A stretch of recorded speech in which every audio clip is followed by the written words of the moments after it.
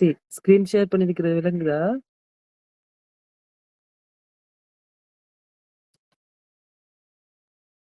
சரி. 4 பேர் தான் இருக்கு. பரவால்ல. நான் ரெக்கார்டிங் மறக்காம போடுறியா நீ? சரி, சரி. ஓகே. அப்ப ஸ்டார்ட் பண்ணு. நானும் ஸ்டார்ட் பண்றேன். ஓகே.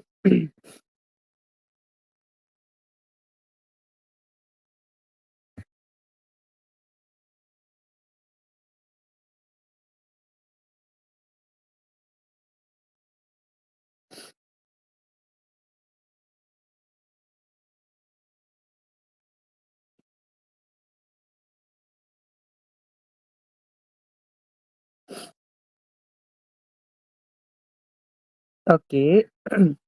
ரைட். போன கிளாஸ்லயும் chi-square டிஸ்ட்ரிபியூஷன் தான் பார்த்தோம்.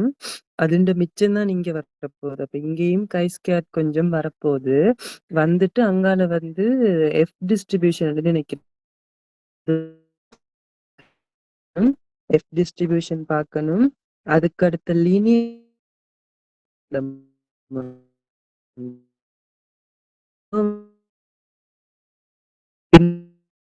பல தனி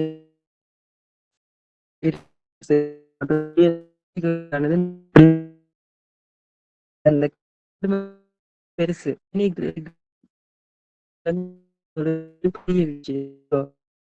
ஒண்ணுக்கு நோட்ஸ் பார்த்தா விளங்கும். பட் மத்த ரெண்டும் கவனிச்சா கொஞ்சம் விளங்கும். ஓகே. கதைக்கிறீங்களா எதுவும்?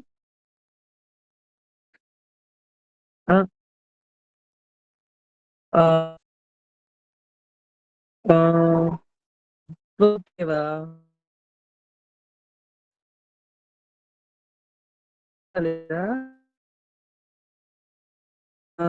கவரு நீங்க வேற நெட்வொர்க்கும் இல்ல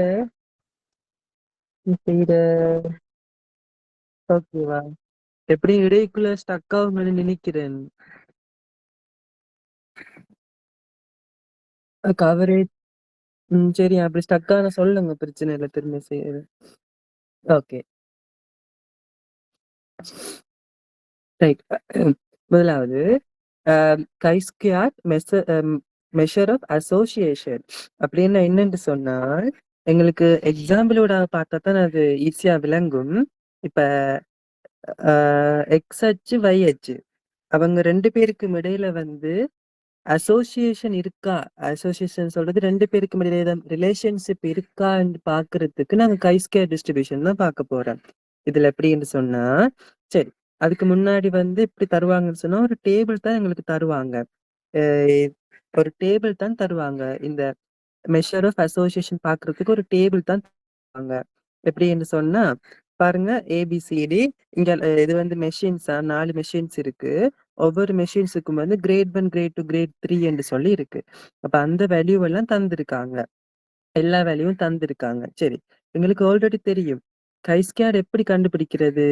sigma OI minus EI square இன் கீழ் இஐ என்று தெரியும். சிக்மா காமனா இருக்கும். இங்க ஓஐன்னு சொல்றது ஒப்சர்வ் டேட்டா. இஐ என்று சொல்றது வந்து இந்த அவரேஜ் டேட்டா. இது வந்து அவரேஜ் எக்ஸ்பெக்டட் வேல்யூ என்ற மாதிரி. சரியா? அப்ப இதுல எங்களுக்கு இன்னொரு முக்கியமான விஷயம் தெரியும். இஐ வந்து கிரேட்டர் தென் ஈக்குவல் 5 இருக்குமென்னு தெரியும். அடுத்தது, இதுக்கு டிகிரி ஆஃப் ஃப்ரீடம் வந்து எப்படி கண்டுபிடிக்கிறதுன்னு சொன்னா இது முன்னாடியே பார்த்திருப்போம். இது வந்து இப்ப எத்தனை ரோ இருக்கு? 3 ரோ இருக்கு. எத்தனை கொலம் இருக்கு? 4 கொலம் இருக்கு. 3 ரோ 4 கொலம்னு சொன்னா 2ல இருந்து ஒண்ட கழிக்கணும். கழிச்சிட்டு அவங்க 2 பேரையும் பெருக்கணும். 2 6. அப்ப இதுதான் டிகிரி ஆஃப் ஃப்ரீடமா இருக்க போகுது. அப்ப degree of freedom C-1 R-1 இருக்க போகுது. சரி, அப்ப இங்க ஹைபோதிசிஸ் என்ன எடுப்போம் என்று சொன்னா, H0 என்ன எடுப்போம் என்று சொன்னா, 2 பேருக்கும் இடையில நோ அசோசியேஷன் எடுக்கிறது தான் ஹைபோதிசிஸ். No association. இது அது மாதிரி 2 பேருக்கு இடையில அசோசியேஷன் இருக்கு என்று சொல்றது வந்து HAயா இருக்கும். இத எப்படி ஞாபகம் வச்சிருக்கலாம் என்று சொன்னா, இப்ப நான் சும்மா சொல்றேனே, y சமன் ஆல்பா பிளஸ் பீட்டா எக்ஸ்ன்னு வச்சுக்கொள்ளுவேன். இதுல பீட்டா 0 என்று சொன்னா y ஆல்பா தானே. அப்படின்னு சொன்னா yக்கும் xக்கும் இது ரிலேஷன்ஷிப் இருக்கா? இல்ல. y-ன்றது ஒரு கான்ஸ்டன்ட். அப்ப பீட்டா 0 என்று சொன்னா ரிலேஷன்ஷிப் இல்ல.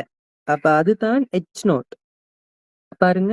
தேர் are no association. No association. அதாவது இந்த ஈக்குவல் வாரது எல்லாமே நான் உங்களுக்கு சொல்லியிருக்கேன் H0 என்று போடணும்.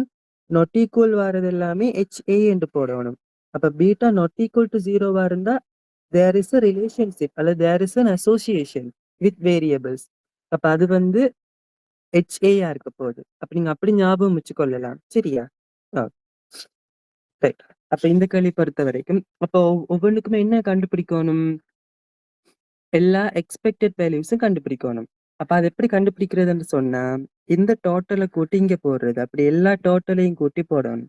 அது மாதிரி இந்த ரோ டோட்டல் எல்லாம் கூட்டி இங்க போடணும். இது சொல்றது கிராண்ட் டோட்டல். இதை கூட்டலாம் இல்லாட்டி இதை கூட்டலாம். சரி. இப்ப நான் இந்த E11 கண்டுபிடிக்க போறேன்னு சொன்னா இந்த குளத்துல உள்ள இது இவரை இந்த ரோவ்ல உள்ள இதால மல்டிப்ளை பண்ணி இந்த கிராண்ட் டோட்டலால டிவைட் பண்ணணும். பாருங்க 1300 தர 1700 5400 ஒரு வேல்யூ வரும். அதுதான் E11. அது மாதிரி E12 தேவைன்னு சொன்னா இது தர இது டிவைட் பை இது என்று போடணும். அப்படி 12 வரைக்கும் காணணும். E11ல இருந்து E34 வரை மொத்தமா 12 வேல்யூஸ் கண்டுபிடிக்கணும். சரி. அடுத்த டிகிரி ஆஃப் ஃப்ரீடம் என்ன? 4 இருந்தா 3, இதுல 3 இருக்கு 2. So 3 into 2 6. இப்ப டிகிரி ஆஃப் ஃப்ரீடம் 6. அப்ப நாங்க chi² 6 எப்படி கண்டுபிடிக்கிறதுன்னு சொன்னா சிக்மா OI மைனஸ் EI ஹோல்டின் ஸ்கேர் ஓவர் EI. அப்போ ஒவ்வொரு வேல்யூ இப்ப இதுக்கு பாருங்க 350 மைனஸ் E11 என்ன 409. அப்ப 350 மைனஸ் 409 முழுவதின் வர்க்கத்தின் கீழ் 409. பாருங்க. அதே மாதிரி மொத்தமா 12 பேருக்கும் கண்டு கண்டு கண்டு கூட்டணும். அப்ப கூட்டுனா ஒரு வேல்யூ வரும் 53.3 வருது. அப்படி இருக்கட்டும். இது வந்து கல்குலேட் பண்ண வேல்யூ. இப்ப நாங்க டேபிள்ல வேல்யூ பார்க்கணும் தானே. அப்ப அந்த டேபிள் எப்படி வேல்யூ பார்க்கறதுன்னு சொன்னா chi², 6 இவடுத்த ஒரு வேல்யூ வேணும்.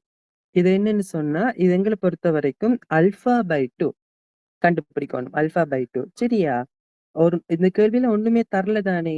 சோ ஒன்றுமே தராத இடத்துல வந்து நாங்க அல்பா வந்து 5% சொல்லி எடுக்க முடியும். சரியா? 5% சொல்லி எடுக்கலாம். அப்ப நான் இங்க 5% சொல்லி எடுக்கிறேன். எடுத்தா எடுத்தா இது வந்து ஞாபகம் வச்சிருங்க two tail distribution. Two tail. அப்ப இது வந்து 0.25, இது 0.25. அப்ப எனக்கு இந்த இது வேணும் என்று சொன்னா என்ன கண்டுபிடிக்கணும்? 0.975. ஓமா இல்லையா? அது மாதிரி இந்த பரப்பளவு வேணும் என்று சொன்னா 0.025 வேணும். எனக்கு 2 வேல்யூ தானே வேணும். இந்த வேல்யூ A தேவை, chi².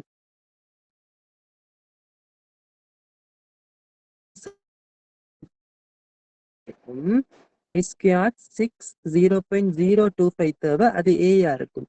அந்த 2 வேல்யூவையும் கண்டுபிடிச்சு இதுல போடணும். இப்ப அந்த டேபிளுக்கு போகுமா? chi² 6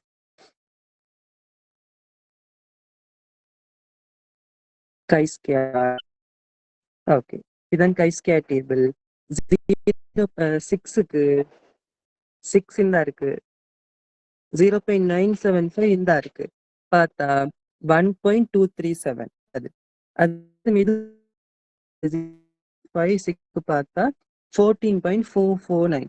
அப்ப 1.237 14.49. 1.237 14.447 போட்டிருக்கேன். 14.449. அப்ப இந்த 2 வேல்யூம் வந்துட்டா இல்லையா? ஓகே. இப்ப எங்களுக்கு பண்ண வேல்யூ கட்டாயம் வந்து ரிஜெக்ஷன் ரீஜனுக்குள்ள இருக்க போகுது. So rejection region. அப்ப டெசிஷன் என்ன? There is an association with variables. So அதுதான் இதா இருக்க போகுது. ஓகேவா? இது இப்ப கவரேஜ் ஓகேவா இருக்கா?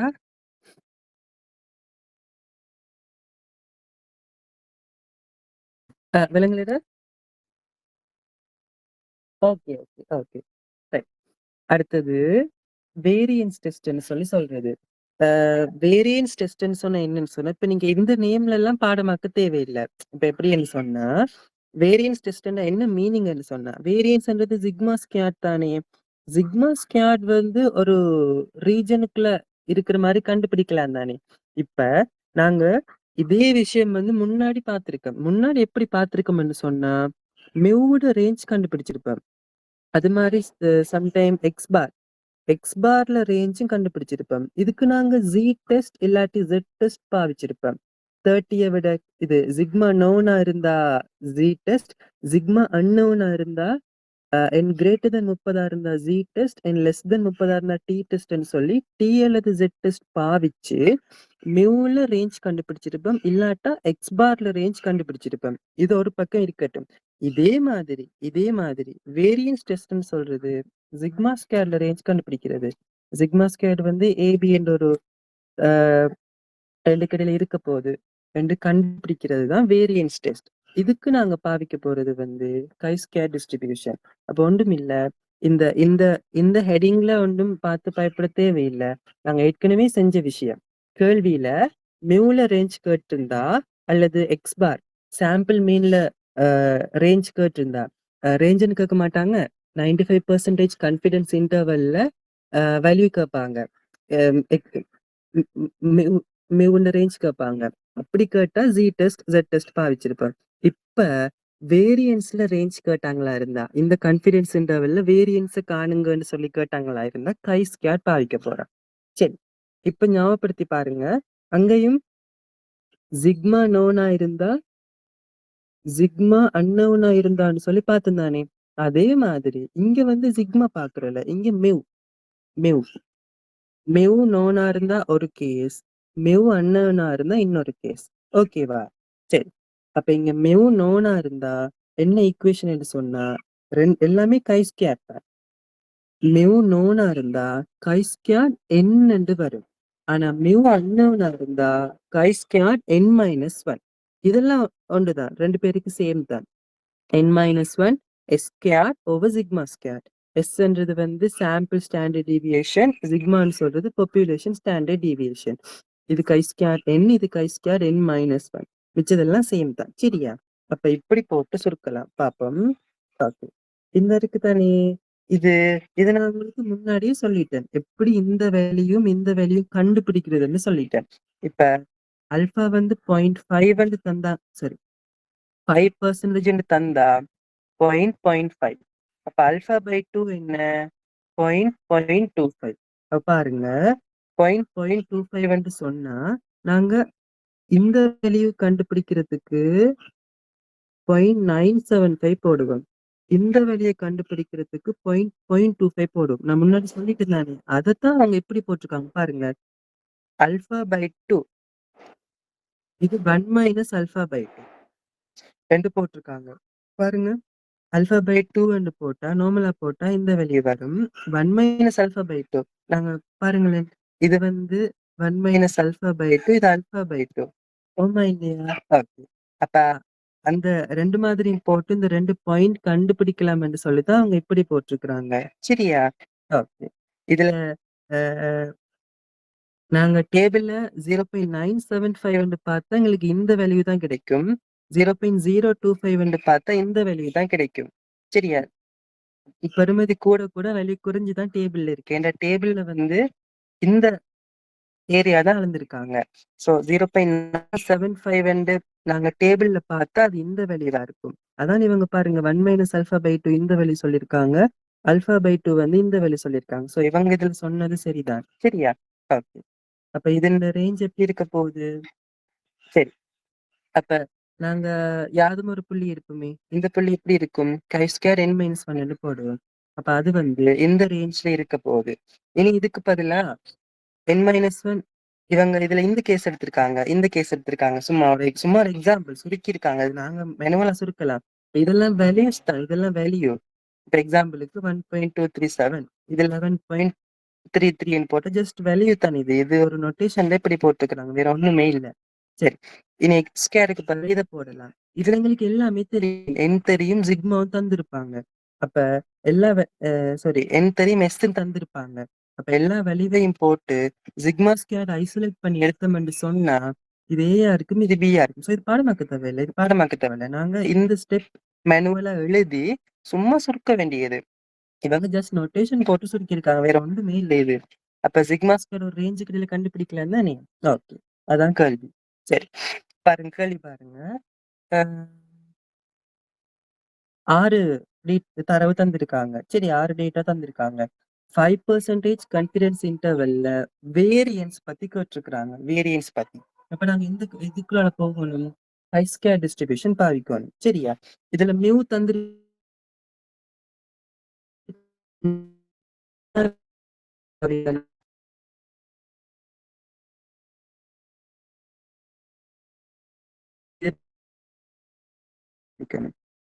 Scan degree of freedom n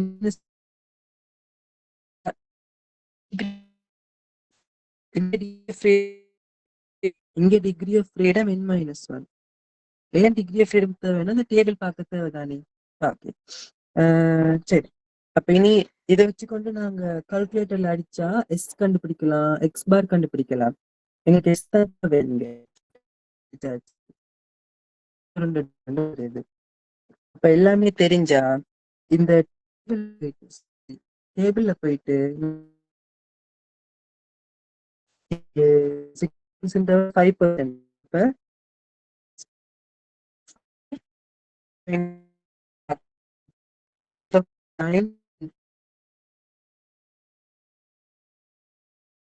12 வழி கண்டுபிடிச்சாச்சு. அப்ப அந்த 2 வழியும் இடையில தான் யாதும் ஒரு புள்ளி, இது ஒரு சும்மா ஒரு பாயிண்ட், சும்மா ஒரு பாயிண்ட் எடுப்போம், அது இருக்க போகுது.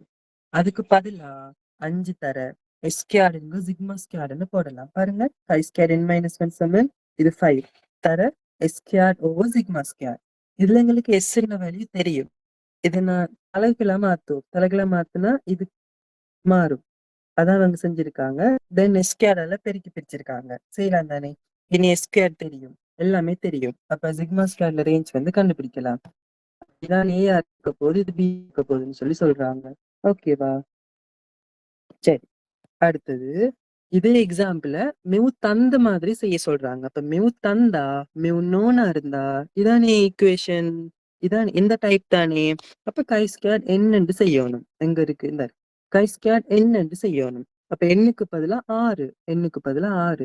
அப்ப டேபிள் மிச்செல்லாம் சேம் தான். டேபிள்ல வந்து கை ஸ்கேர் 6 பார்க்க வேண்டி வரும். இங்க கை ஸ்கேர் 5 பார்த்திருப்போம், 5 0.025 பார்த்திருப்போம். இப்ப புது கேள்விக்கு 6 0.025 5 ஸ்கேர் 6 0.975 பார்க்கணும். மிச்சதெல்லாம் சேம் தான். சரியா? ஓகே, இதோட முடிச்சு. அடுத்தது ப்ரொபோர்ஷன் டெஸ்ட். ப்ரொபோர்ஷன் டெஸ்ட் என்னன்னு சொன்னா இதுவும் ஒன்றும் இல்ல, ஒன்றும் புதுசா பயப்பட தேவையில்லை. அதாவது நாங்க இப்ப படிக்கிறது எல்லாமே ஏற்கனவே படிச்சத கொஞ்சம் மாடிஃபை பண்ணி கொஞ்சம் மாத்திருக்கே தவிர புது விஷயங்கள் ஒன்றும் இல்லை. சோ புதுசா ஒண்ணு நினைச்சு பாடமாக்கோ பயப்பட தேவையில்லை, பல சண்டையா வச்சு கொள்ளலாம். ப்ரொபோர்ஷன் டெஸ்ட்ன்னு என்னன்னு சொன்னா இப்ப ஜி டெஸ்ட் டி டெஸ்ட் எல்லாம் எங்களுக்கு பழக்கமான டெஸ்ட். இதை பார்த்து தானே இப்ப இதுக்கு நாங்க ஜி என்று சொல்லும் போது அதுக்கு ஒரு ஈக்குவேஷன் இருக்கு தானே, எக்ஸ் மைனஸ் மியூ இன்கு சிக்மான்னு சொல்லலாம். அல்லது X bar minus mu upon sigma over root n சொல்லலாம் தானே. எதுக்கு? ஜி டெஸ்டுக்கு சிக்மா ஓவர் ருட்டன் சொல்லலாம் தானே.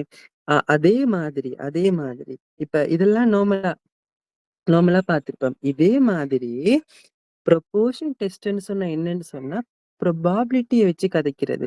இப்ப இதை நாங்க கால்குலேட் பண்ணோம்னு சொன்னா ஒரு வேல்யூ வரும். இப்ப எக்ஸாம்பிளுக்கு ஒரு 2.3 என்ற ஒரு வேல்யூ வரும்னு வச்சுக்கொள்ளுவேன். இப்ப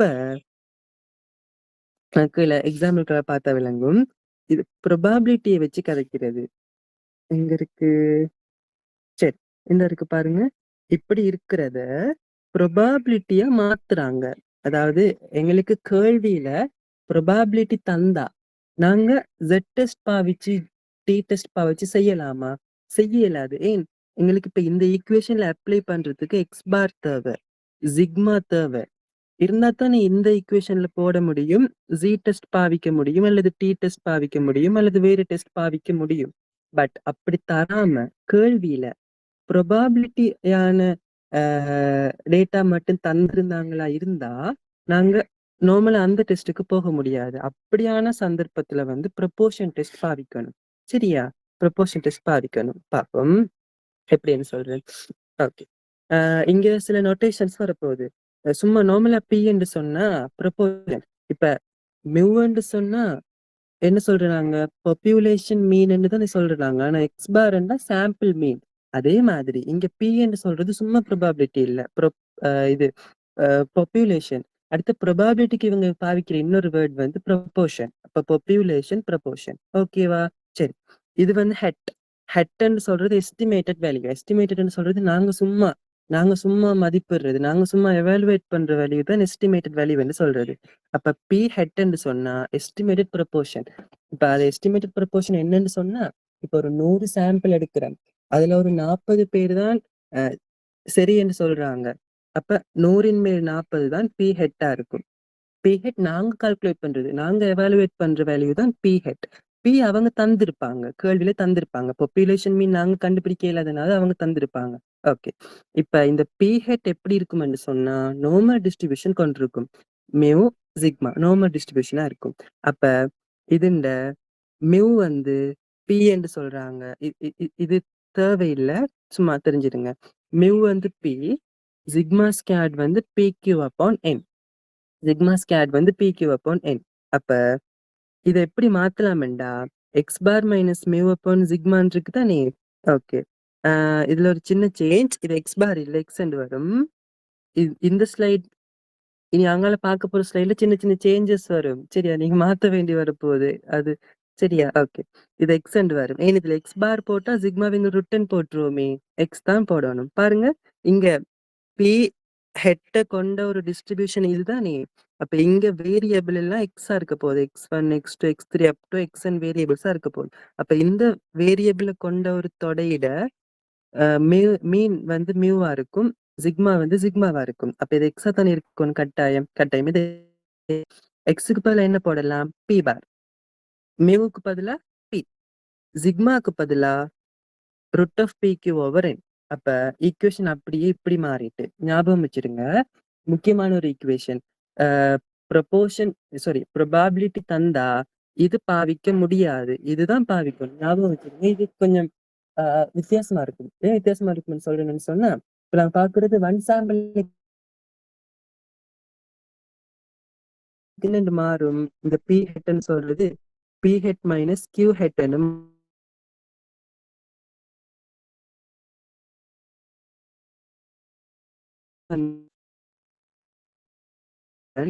பிளஸ்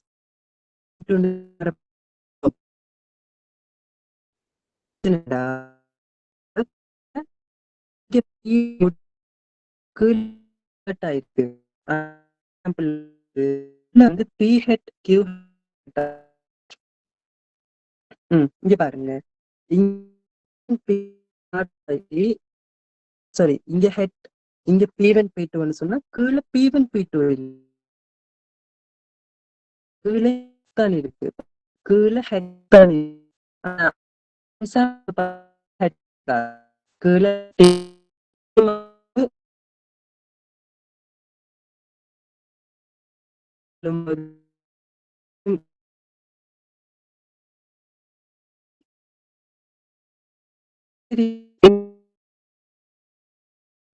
பண்றதுக்கு 20% 20% of customers subscribe to it. அப்படி இருந்தா தான் அத நாங்க பப்ளிஷ் பண்ணுவோம்னு சொல்றாங்க. அதுக்கு ஒரு சர்வே வைக்க. ஓ சொல்லுடா.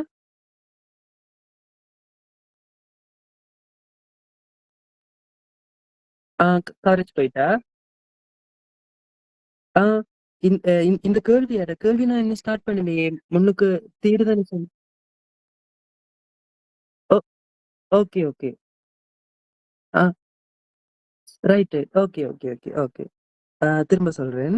என்னண்டா இப்ப இது விளங்கி இருக்கும். இங்க என்னன்னு சொன்னா இது வந்து ஒன் சாம்பிள் டெஸ்ட்டுக்கு தான் பாவிக்கிறோம். One sample test. இந்த ஒன் சாம்பிள் டெஸ்ட் பாய்க்கும்போது பாருங்க. இங்க பிஹெச் வந்து இங்க பி வந்து கீழையும் வந்து பிக்கு வந்து தான் இருக்கு. அதாவது கீழே ஹெட் ரிலேட்டடான குவான்டிட்டிஸ் இல்ல. கீழே நார்மலா பிக்யூ தான் இருக்கு. ஆனா டூ சாம்பிள் டெஸ்ட்டுக்கு காட்டுறேன். இப்ப இது வந்து 2 சாம்பிள் டெஸ்ட். இது வந்து 2 சாம்பிள் டெஸ்ட். அப்ப பாருங்க, இது okay. P1 hat minus P2 head. இதுவும் ஓகே. P1 minus P2. ஆனா கீழ பாருங்க, P1 ஹெட், P2 ஹெட். கீழ ஹெட் ரிலேட்டட் ஆனது தான் இருக்கு. ஆனா ஞாபகம் வச்சிருங்க, 1 சாம்பிளுக்கு வந்து கீழ ஹெட் ரிலேட்டட் ஆனது இல்ல. 2 சாம்பிளுக்கு கீழ ஹெட் ரிலேட்டட் ஆனது இருக்கு. சோ இது நார்மலா பார்க்கும்போது பிழைன்ற மாதிரி இருக்கும். பட் இதுதான் சரியான ஒரு விஷயம். சரியா? இப்போ ஓகேவா? ஓகே. சரி. அப்ப நீங்க ஞாபகம் வச்சுக்கொள்ளக்குள்ள மாத்தி ஞாபகம் வச்சுக்கொள்ளணும். சரி. ரைட். இப்ப இந்த கேள்வியில சொல்றாங்க, 20% கஸ்டமர் சப்ஸ்கிரைப் பண்ணா, அந்த மேகசின வந்து லான்ச் பண்ணுவாங்க. அதுக்கு ஒரு சர்வே வைக்கிறாங்க. 1000 பேர்ல 400 பேர் சப்ஸ்கிரைப் பண்றாங்க. அப்ப இத வச்சுக்கொண்டு பாருங்க, இதுல இப்ப நாங்க அ ஹைப்போதீசிஸ் டெஸ்ட் பண்ண சொல்லி சொல்றாங்க. இதுக்கு நார்மலா என்ன செய்றாங்க வழமையா? ஹைப்போதீசிஸ் டெஸ்ட் கேட்டா, டெஸ்ட்டோ, டெஸ்ட்டோ அப்படி டெஸ்ட் தானே பாவிக்க யோசிப்போம். பட் இங்க அது பாவிக்க இயலாது. ஏன்? எங்களுக்கு மியூ தரல, சிக்மா தரல, ஒன்றுமே தரல. அப்ப இது என்ன கேள்வி? Proportion test. அது ஃபர்ஸ்ட்டா விளங்கிக் கொள்ளணும். Proportion test. Proportion test. Proportion test பாவிக்கிறதுக்கு அவங்க தந்திருக்காங்க 20%. அப்ப P வந்து 0.2. இது பாப்புலேஷன் ப்ரொபோர்ஷன். ஓகே. இந்த 1000 பேர்ல 400ன்னு அது வந்து P ஹெட். நான் சொன்னேன் எஸ்டிமேட்டட் ப்ரொபோர்ஷன். அப்ப 400 1000. இனி இது பாவிக்கலாம் தானே? எல்லாம் தெரியும். P ஹெட் தெரியும், P தெரியும், P தெரியும், N தெரியும். N வந்து 1000. Nன்னு சொல்றது மொத்த ஆட்கள். மொத்த ஆட்கள். சர்வே நடத்துற மொத்த ஆட்கள் தான் N. அந்த பாப்புலேஷன்ல மொத்த அ நம்பர் தான் N. Qன்னு சொல்றது 1 மைனஸ் P. அப்ப அது இது 0.2 இது 0.8 இருக்கும். அப்ப எல்லாம் போட்டா 15.811 வருது. இப்ப ஹைப்போதீசிஸ் எடுப்போம். ஹைப்போதீசிஸ்ல P வந்து 0.2 இருந்தா கேள்வி அப்படித்தானே சொல்றாங்க. Company wants to launch the magazine if 20% of customers subscribe to it. அப்ப P வந்து 0.2 இருந்தா அவங்க லான்ச் பண்ணுவாங்க. அப்ப P வந்து 0.2 பாக்குறது H not. P not equal to 0.2 பாக்குறது HA. ஓகேவா? அப்ப இது வந்து இன்னொரு விதமா சொல்ல போனா லான்ச், இது வந்து நாட் லான்ச். ஓகே. அப்ப நாங்க பார்த்தா இது இன் இது Z டேபிள் தானே, அது ஈஸி. -1.96 +1.96 என்று இருக்கும். பிகாஸ் ஆல்பா இதுக்குரிய Z வேல்யூ உங்களுக்கு பாடம் இருந்திருக்கும். ஞாபகம் இருந்திருக்கும். ஓகே. அப்ப கட்டாயம் இது ரிஜெக்ஷன் ரீஜன்ல இருக்குது. வெளிய தானே 15ன்னு சொன்னா 1.96க்கு வெளிய தானே. So rejection region. அப்ப ரிஜெக்ஷன் ரீஜனா இருந்தா HA ட்ரூ. அப்ப HA ட்ரூன்னு சொன்னா will not be launched. சரியா? அப்ப அதுதான் ஆன்சர். இப்ப அதே கேள்வி என்ன சொல்றாங்கன்னு சொன்னா, இஃப் மோர் தென் 20%, மோர் தென் 20% சொன்னா P கிரேட்டர் தென் 0.2. அப்ப மத்தது P லெஸ் தென் ஈக்குவல் 0.2. அப்ப இதுல நாங்க ஒன்று HA எடுக்கணும், மற்றது H நோட் எடுக்கணும். நான் உங்களுக்கு சொல்லியிருக்கேன், H நோட்டுல எப்பவுமே ஈக்குவல், அந்த ஈக்குவல் சைன் சார்ந்தப்பட்டா தான் H நோட். அதர்வைஸ் HA இருக்கும். அப்ப H நோட் வந்து P லெஸ் தென் ஈக்குவல் 0.2. இது வந்து கிரேட்டர் தென் 0.2 இருக்கணும். ஆமா இல்லையா? ஏன் எப்பவுமே ஈக்குவல் வாரது வந்து H நோட்டா இருக்கணும். அப்ப அதே கேள்வி, அதே ஆன்சர். பட் எங்க ஹைப்போதீசிஸ் மட்டும் இப்படி மாறப்போகுது. P less than equal 0.2, P greater then equal 0.2. இப்ப எங்களுக்கு இது என்ன டெஸ்ட்? 1 டெய்ல்டா 2 டெய்ல்டான்னு பாக்குறதுக்கு HA தான் பார்க்கணும். கிரேட்டர் தென் இருக்கு. கிரேட்டர் தென் என்று சொன்னா இது ரைட் டெயில் டெஸ்ட்ன்னு சொல்றது. அப்ப நாங்க இதுக்கு டேபிள் பார்க்கும்போது எப்படி தெரியுமா பார்க்கணும்? இதுக்கு சிக்னிஃபிகன்ஸ் இன்டர்வல் என்ன தந்திருக்காங்க? 0.5 தந்திருக்காங்க. 5% தந்திருக்காங்க. அப்ப 5 2ஆல பிரிக்கணுமா? பிரிக்கக் கூடாது. ஏன் பிரிக்கக் கூடாது? ஏன் நாங்க 2ஆல பிரிக்கிறோம் நாங்க? அது 2 டெய்ல்டா இருந்தா லெஃப்ட் சைடும் ரைட் சைடும் ஈக்குவலான குவான்டிட்டி போகும்னு சொல்லி 2ஆல பிரிச்சு ஆல்பா பை 2 காணணும். பட் இங்க ஆல்பா தானே காணணும். அப்ப டேபிள்ல 5%, 0.05ன்னு சொன்னா 0.95. அப்ப 0.95 Z டேபிள்ல கண்டுபிடிக்கணும். கண்டுபிடிப்போமா?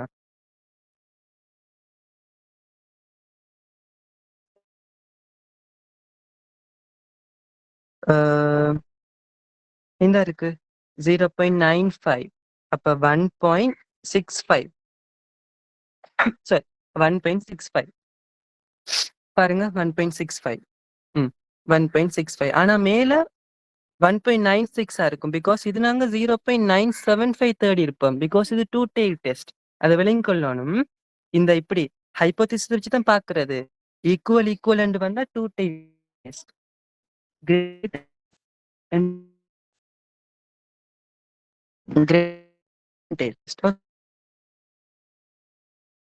சரி, அப்ப இது தானே இது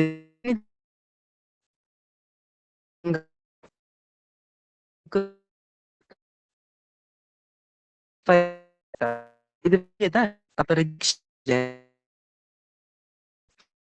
இதே கேள்வி நான் இந்த ஸ்டார் போட்டு நான் எழுதி வச்சிருக்கேன். என்னண்டா இப்ப இதே கேள்வியில இவங்க என்ன சொல்லியிருக்காங்க? இந்த கேள்வியில மோர் தென் 20%, மோர் தென்னோ ஈக்குவல் என்று சொல்லல. சப்போஸ் மோர் தென்னோ ஈக்குவல் என்று சொல்லி இருந்தா இதுதான் ஹெச் நோட்டுக்கு வந்திருக்கும். ஹெச் ஏக்கு என்ன வந்திருக்கும்? P less than 0.2. நான் உங்களுக்கு சொல்லியிருக்கேன், ஈக்குவல் சைன் வரதெல்லாம் ஹெச் நோட்டுக்கு கொடுக்கணும். ஈக்குவல் சைன் வரதெல்லாம் ஹெச் நோட்டுக்கு கொடுக்கணும்னு சொல்லியிருக்கேன். இப்ப இப்படி கேள்வி வந்திருந்தா இது என்ன டெஸ்ட்? Left tail test. ஓமா இல்லையா? ஹெச்ஏ தானே பார்க்கணும். இப்ப பி லெஸ் தென் என்று சொன்னா இப்படித்தான் இருக்கும், லெஃப்ட் டெயில் டெஸ்ட். அப்ப லெஃப்ட் டெயில் டெஸ்ட்னு சொன்னா -1.65 தான் நீ பார்க்கணும். -1.65 பார்க்கணும். இதுக்கு இங்கால பக்கம் ரிஜெக்ஷன் ரீஜன், இங்கால பக்கம் வந்து அக்செப்டன்ஸ் ரீஜன்ஸ். இப்ப எங்களுக்கு வந்த வேல்யூ என்ன? வந்த வேல்யூ 15.81.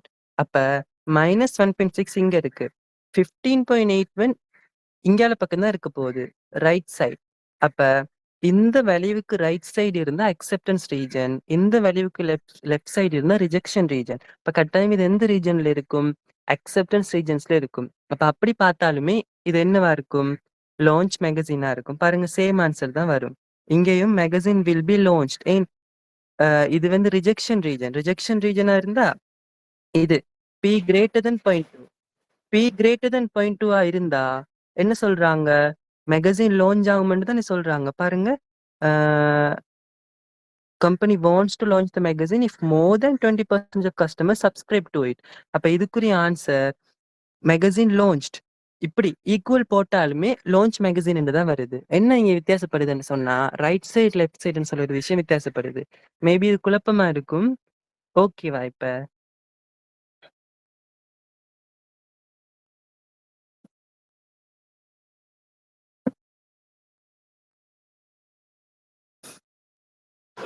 ஓகே வாரா?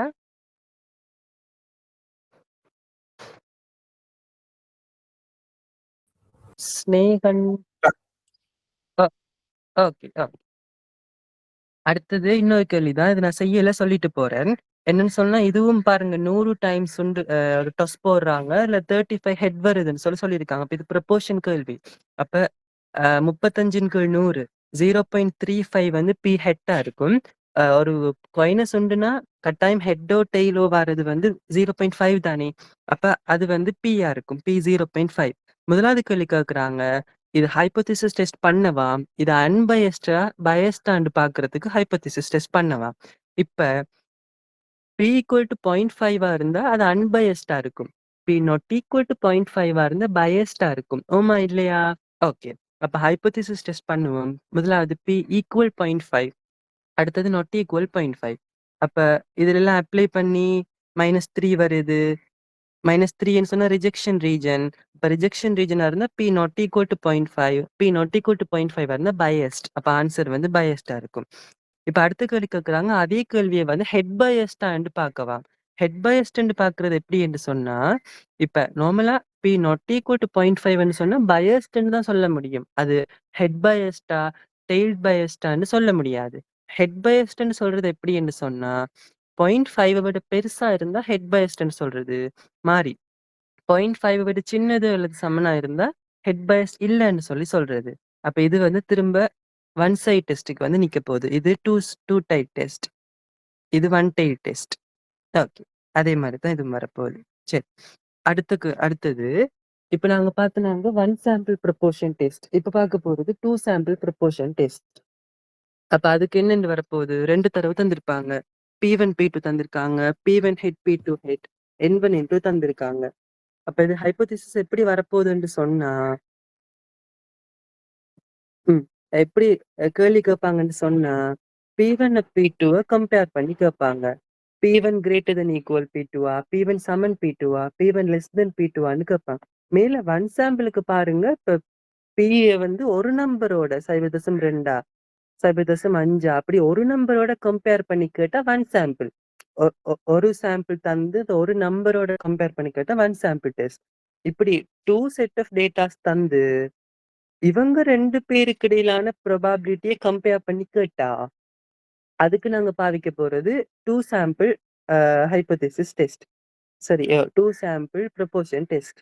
ஓகே, பாருங்க எக்ஸாம்பிளுக்கு பாருங்க சொல்லியிருக்காங்க. ஒரு டெக்ஸை இன்க்ரீஸ் பண்றதுக்கு வந்து 2 செட் ஆஃப் டேட்டாஸ்ட வந்து கேட்குறாங்களாம். ஒன்று ஸ்மோக்கர்ஸ், அடுத்து நான் ஸ்மோக்கர்ஸ். இப்போ ஸ்மோக்கர்ஸ்ல 600 பேர்ல 340 பேர் எஸ் சொல்லியிருக்காங்க. நான் ஸ்மோக்கர்ஸ்ல 300 எஸ் சொல்லியிருக்காங்க. இப்ப இது கேள்வி ராங்கா தந்திருக்கார். என்ன கேள்வின்னா இஸ் தியா எனி ஜெண்டர் டிஃபரன்ஸ்னு சொல்லியிருக்காங்க. அது சும்மா நார்மலா டிஃபரன்ஸ் வரும். ஏன்னா இதுல ஜெண்டர் டிஃபரன்ஸ் சம்மந்தமே படாது. இதுல ஸ்மோக்கர்ஸ் அண்ட் நான் ஸ்மோக்கர்ஸ் பத்தி கதைக்கிறாங்க. நார்மலா எல்லாம் கேட்டுட்டு கீழே gender difference is there any gender difference concerning the opinion on tax on cigarettes கேட்டிருக்காங்க. அது ஜெண்டர் டிஃபரன்ஸ்னு சொல்லி வராது. இவங்க இப்ப ஸ்மோக்கர்ஸ் நான் ஸ்மோக்ஸ் அந்த டிஃபரன்ஸ் பத்தி தான் கேள்வியில கேட்டிருக்காங்க. அது ஏன் தெரிய மாறி தந்துட்டார். ஒன்னும் யோசிக்க தேவையில்லை. அது ஸ்மோக்கர்ஸா நான் ஸ்மோக்கர்ஸா அந்த டிஃபரன்ஸ் தான் இந்த சிகரெட்டின் டெக்ஸ இன்க்ரீஸ் பண்றத தீர்மானிக்குமா இல்ல டிஃபரன்ஸ் வராது. சும்மா ஸ்மோக்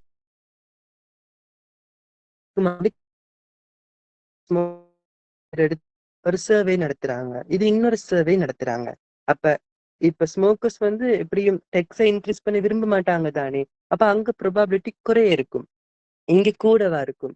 அப்ப அதைத்தான் இவங்க அனலைஸ் பண்ண போறாங்க. சோ ஜெண்டர் டிஃபரன்ஸ் இங்க சம்பந்தப்படாதுன்னு தான் நினைக்கிறேன். சரியா?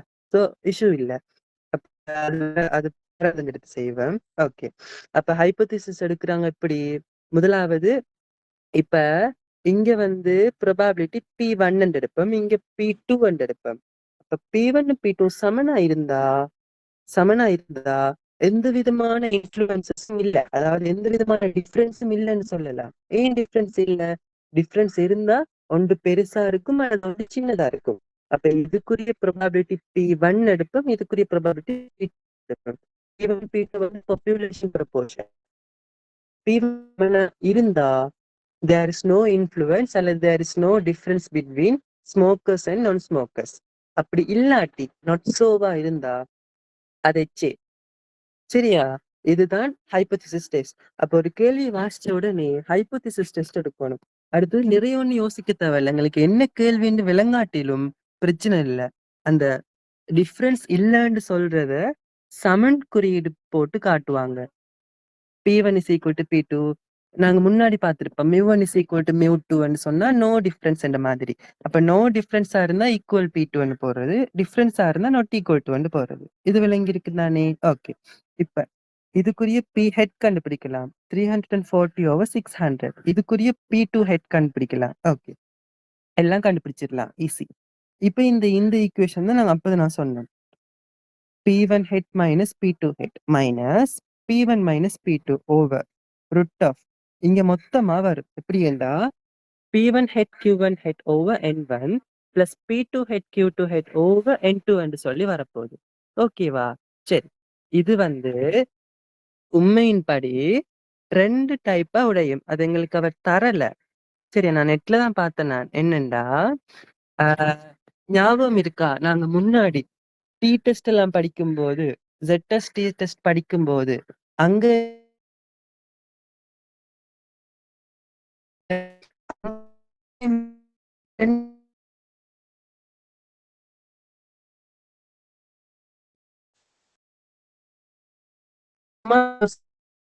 இருந்தா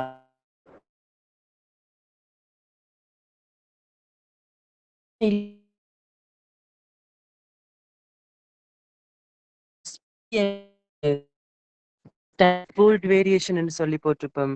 மேல நார்மலா கழிச்சு வரும். இங்க வந்து இப்படி ஒரு விஷயம் பார்த்திருப்போம், எஸ்பின்னு சொல்லி. அதே மாதிரி இங்கேயும் வந்து 2 கேஸா உடைச்சு எழுதலாம். அது எங்களுக்கு தரல, பட் அது தேவை எங்களுக்கு. அவர் எங்களுக்கு தரல, மறந்துட்டார், பட் அது தேவை. எப்படின்னா இங்கேயும் அதே மாதிரி தான். இப்ப இது வந்து இது எழுதியிருக்காரே, இது வந்து எதுக்குன்னு சொன்னா சிக்மா ஒன் ஸ்கேடும் சிக்மா டூ ஸ்கேடும் சமன் இல்லாததுக்கு. எங்களுக்கு சிக்மா ஒன் சிக்மா டூ பத்தி கதைக்கல தானே. அப்ப நாங்க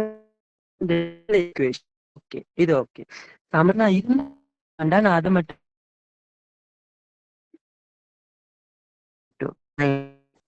P1 minus P2 over P head Q head into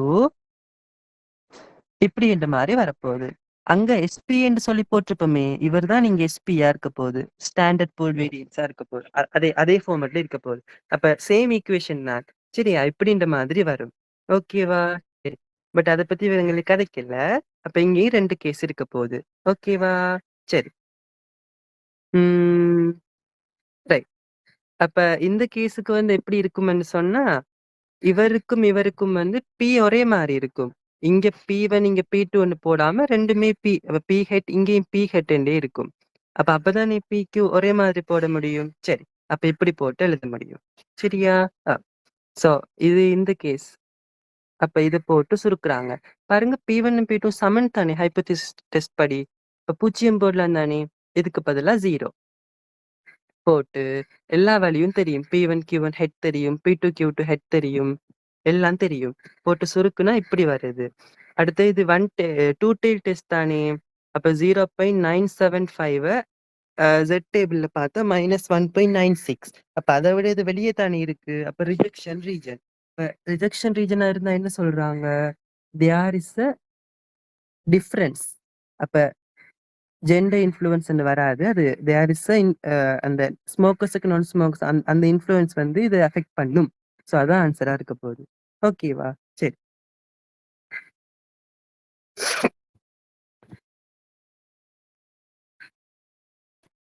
இது ஒயிட் கலரா மாத்த இயலாம இருக்கு. இதை மாத்தினா பிரச்சனை.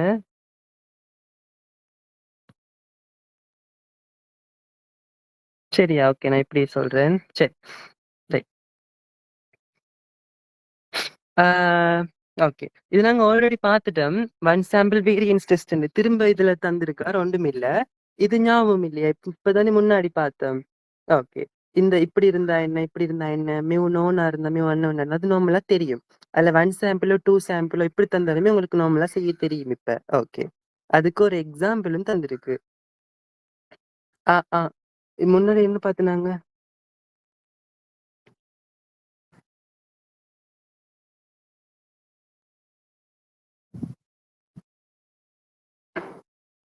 chi-square பார்த்துட்டு அதுக்கு அடுத்து proportion test.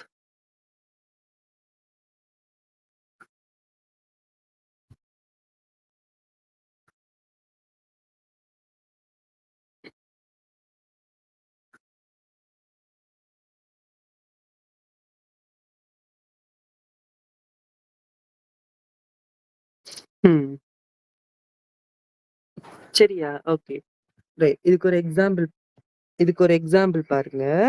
Okay, TV viewing ஹேபிட்ஸா 30 school children. Okay, sample mean தந்திருக்காங்க, எக்ஸ் பார் தந்திருக்காங்க. அடுத்தது சாம்பிள் ஸ்டாண்டர்ட் டிவியேஷன் எஸ் தந்திருக்காங்க. அப்ப எக்ஸ் பார் தந்திருக்காங்க, எஸ் தந்திருக்காங்க. Test the hypothesis test that standard deviation of the TV viewing habit is less than, அதாவது sigma less than 16 சொல்லி ஹைபோதிசிஸ் டெஸ்ட் பண்ண சொல்லி கேட்குறாங்க. அடுத்தது equal to 16, sigma is equal to 16 சொல்லி ஹைபோதிசிஸ் டெஸ்ட் பண்ணவா.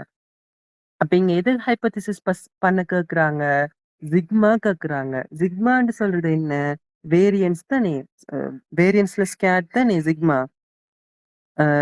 ஓகே, சிக்மா வந்து வேரியன்ஸ்ல ஸ்கேட் தானே.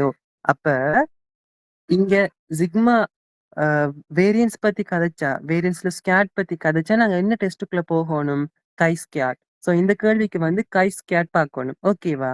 அதுலயும் ஒரு நம்பர பத்தி கேட்டாங்களா இருந்தா 1 சாம்பிள்.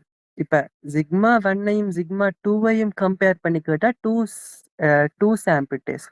ஒரு நம்பர கம்பேர் பண்ணி கேட்டா 1 சாம்பிள் டெஸ்ட். அப்ப அதான் இது.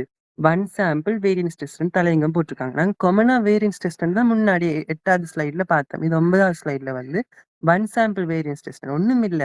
உண்மையா நீங்க எல்லாத்தையும் சம்மரி பண்ணி பார்க்கும்போது உண்மையா ஒன்றுக்கொன்று லிங்க் இருக்கு. சரியா? அது அந்த அந்த லிங்க விலங்கி எடுத்து வச்சிருந்தா உண்மையா கேள்வி அழகா செய்யலாம். மத்தபடி இதுல நிறைய ஈக்குவேஷன் நிறைய அப்படின்னு சொல்லி கொஞ்சம் குழப்பமா இருக்க பார்க்கலாம். பட் நீங்க வடிவா விலங்கி எடுத்தீங்கன்னு சொன்னா சின்ன விஷயம் உண்மையா. சரி. ஓகே. அப்ப சரி. அப்ப எக்ஸ் பார் தெரியும், எஸ் தெரியும். சிக்மா தான் எங்களுக்கு கேள்வி. அப்ப நாங்க ஹைப்போதிசிஸ் எடுப்போம். லெஸ் தென் 16 என்று தான் கேட்குறாங்க. அப்ப லெஸ் தென் என்று வாரது அது ஆல்டர்னேட்டிவ்.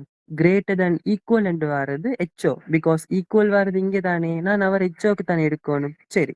அப்ப இது மியூ தெரியுமா எங்களுக்கு? மியூ தெரியாது. Mu unknown. அப்ப மியூ அன்னோனா இருந்தா எக்ஸ் ஸ்கொயர் என் மைனஸ் 1 சமன் N minus S square sigma square. இதான் ஈக்குவேஷன். சரி. அப்ப அதுல அப்ளை பண்ணி எல்லாமே தெரியும் எங்களுக்கு. என் தெரியும், எஸ் தெரியும். ஓகே. என் தெரியும், எஸ் தெரியும். சிக்மா வந்து நாங்க 16ன்னு எடுத்து தான் இங்க ஹைப்போதீசிஸ் டெஸ்ட் செய்ய போறோம். அப்ப சிக்மாக்கு பதிலா 16 போட ஒரு வேல்யூ வருது. இனி டேபிள்ல வந்து அப்ப எண்ணிங்க 30ஆம். 30 பேர் தானே. அப்ப கை ஸ்கொயர் 29. கை ஸ்கொயர் 29. இது கால்குலேட்டட் வேல்யூ. இப்ப நாங்க டேபிள்ல ஒரு வேல்யூ கண்டுபிடிக்க தானே வேணும். அப்ப டேபிள்ல ஒரு வேல்யூ அப்ப டேபிள்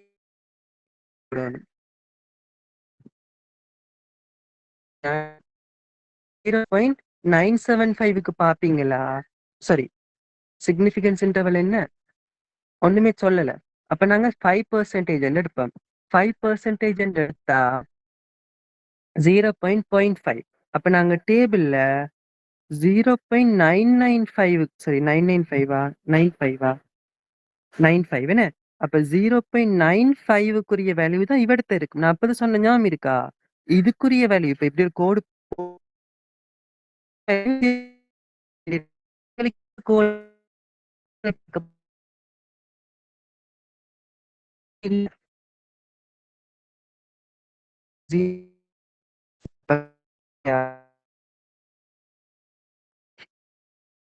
இ 29க்குள்ள எந்த ரீஜன் இருக்கு? ரிஜெக்ஷன் ரீஜன்ல இருந்தா என்ன சொல்லலாம்? Mu less than 16. அதாவது அவங்க கேட்ட கேள்வி பிழை. இந்த கேள்விக்குரிய ஆன்சர் பிழை. லெஸ் தென் ஆண்டு கேக்குறாங்க. ஆ இல்ல. எஸ். லெஸ் தென் தான் வருது. ஆமாம். சரி, சரி. ஃபால்ஸ் இன் ரிஜெக்ஷன் ரீஜன் இதுதானே. அப்ப இது சாட்டிஸ்ஃபை பண்ணுதுன்னு. அப்ப மியூ லெஸ் தென் 16. அவங்க கேட்ட கேள்வியும் லெஸ் தென் ஆண்டு கேக்குறாங்க. சோ ஆன்சர் நீங்க எழுதணும் எஸ் என்று சொல்லி ஆன்சர் எழுதணும். அதாவது sigma less than 16 hours per weekend. அடுத்து ஈக்குவல் டு என்று சொன்னா 2 டெய்ல்டுன்னு 2 டெய்ல்டு. அப்ப அதுக்கு 0.025. அப்ப 0.025யும் பார்க்கணும். 0.975ம் பார்க்கணும். எ ஜீ இது chi2 29க்கு பார்க்கணும். பார்க்கும்போது 2 வேல்யூ வரும். அப்ப அதுக்கு இதுவும் வெளியே தான் இருக்கு.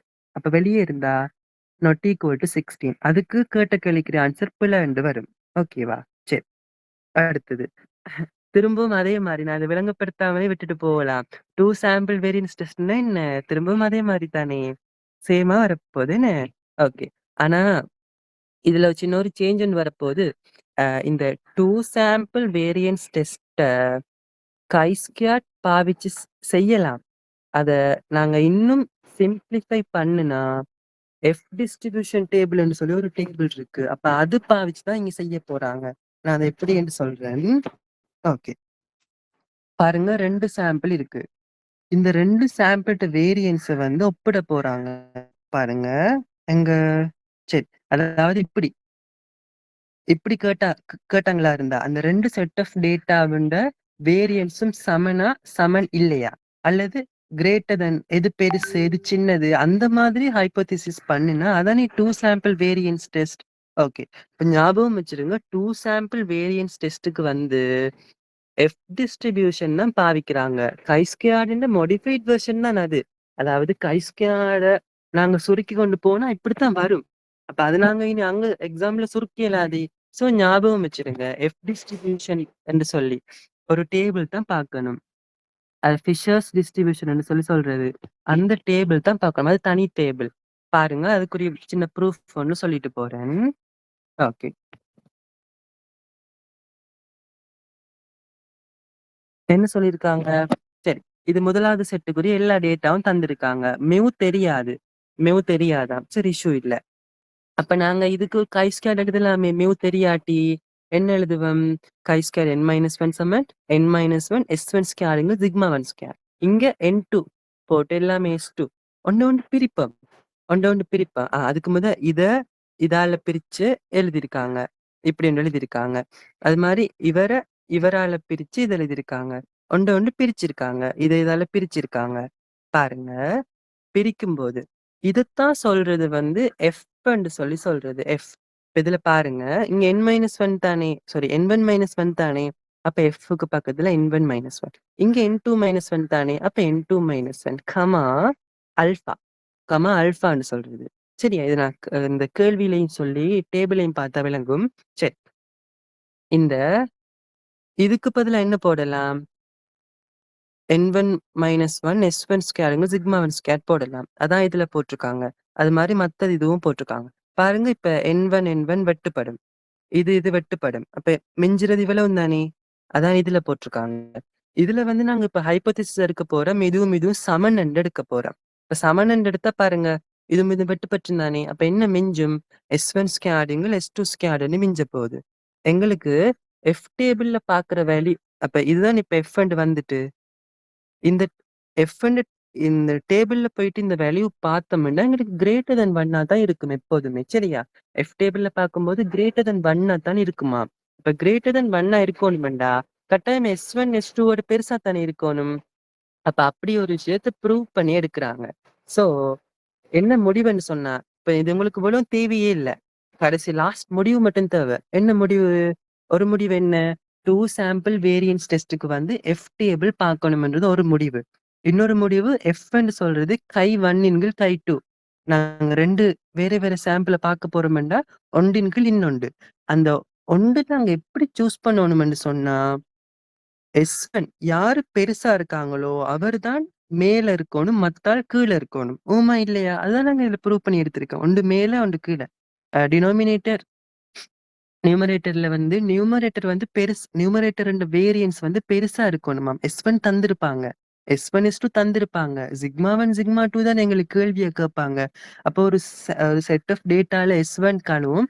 இன்னொரு செட் ஆஃப் டேட்டால S2 காணுவோம். அதுல எது பெருசா இருக்கும்? சப்போஸ் S2 பெருசா இருந்தா S2 மேல வர மாரி S1 கீழ வர மாரி தான் போடணும். அது நான் கேள்வியில சொன்னா உங்களுக்கு விளங்கும். அதான் இவங்க இதுல ப்ரூஃப் பண்ணி காட்டியிருக்காங்க. சரி ஒரு கேள்வி பார்ப்போம். பாருங்க இது 1 டேட்டா, இது இன்னொரு செட் ஆஃப் டேட்டா. என்ன கேட்குறாங்க? Test hypothesis. என்ன ஹைப்போதீசிஸ் கேட்குறாங்க? Company 1 has higher variation than company 2. அதாவது சிக்மா 1 கிரேட்டர் தென் சிக்மா 2 என்று சொல்லி கேட்குறாங்க. ஹைப்போதீசிஸ் பண்ண கேட்குறாங்க. அப்ப 2 வேரியன்ஸ கம்பேர் பண்ணுனா, நாங்க என்ன டெஸ்ட்டுக்குள்ள போகணும்? Variance test. அதுலயும் 2 சாம்பிள் தானே. So 2 sample variance test. 2 sample variance டெஸ்ட்ன்ற உடனே உங்களுக்கு என்ன ஞாபகம் வரணும்? F table. அப்ப இந்த கேள்விக்கு எஃப் டேபிள் பாவிக்க போறோம். ஓகேவா? சரி. அப்ப எஃப் டேபிள் பாவிக்கிறதுக்கு இந்த செட் ஆஃப் டேட்டால என்ன கண்டுபிடிக்கலாம்? S1 கண்டுபிடிக்கலாம், X1 பார் கண்டுபிடிக்கலாம். இதுக்கு S2 கண்டுபிடிக்கலாம், X2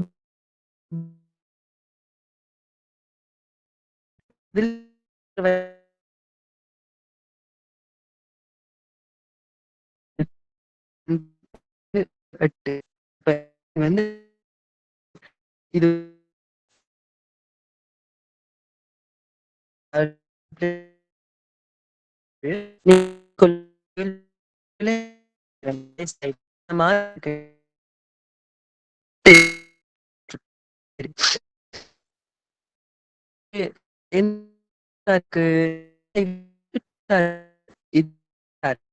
இப்ப மேல இருக்கும் இவள இருக்கும் அந்த மாதிரி